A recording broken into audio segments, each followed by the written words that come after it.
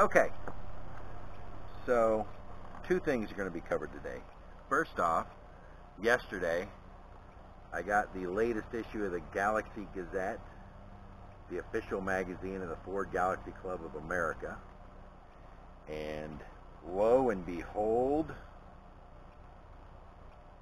who's on the first picture of the article of the 2022 national participants? Me and my old gal. And if you notice, the hubcap is missing from the old gal, because if you watch the road trip videos, I think this is the one that was upside down. That was the video where the car ejected this hubcap on the way to this photo shoot, actually. And right after the photo shoot, I pulled the other three hubcaps off. So that was exciting. I don't see my name in here, but 1964 Galaxy 500 four-door, driven all the way from Utah.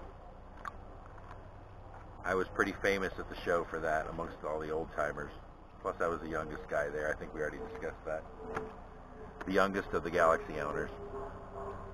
Alright, lesson number 2 and 3. Actually, no, lessons 1 and 2, that wasn't really a lesson. That was just an update.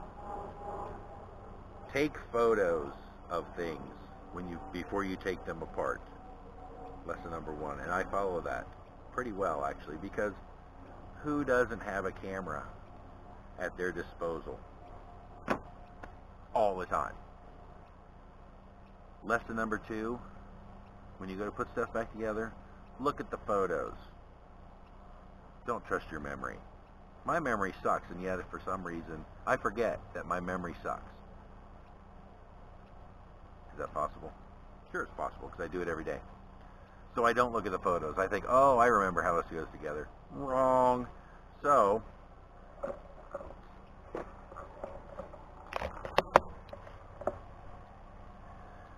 I had the axle installed under the frame, when in fact it should be over the frame. I was getting ready to put the shackles on with it the other way, and there was no way that those shackles, with this eyelet down here, that those shackles were going to work. And I had to go back to my photos and see that, lo and behold, Triumph ran the axle over the frame rails, which may be one of the reasons why they're no longer in business. Who knows? But it's fixed. If you want to see me put the shackles together, I will, but it's basically put the shackles in, put the nuts on, and do the same thing on the other side.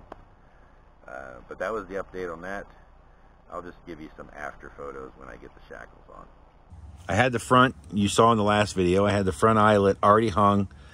These were draping down to the ground, and then I had slid the axle up onto the pegs that the leaf spring locating pegs for the axle. Well, went to do the rear shackles, and lo and behold, they weren't going to go on with this mess all in the way. So what did I do? I went and looked at my photos, and sure enough, the axle sits on top of the chassis. So kids, the lesson to you for today: take pictures of your stuff and use those pictures every now and then. And a shout out to my brother, gave me this t-shirt. Had to put it on the interwebs. So thank you for that, my brother Rodert. All right, talk to you later.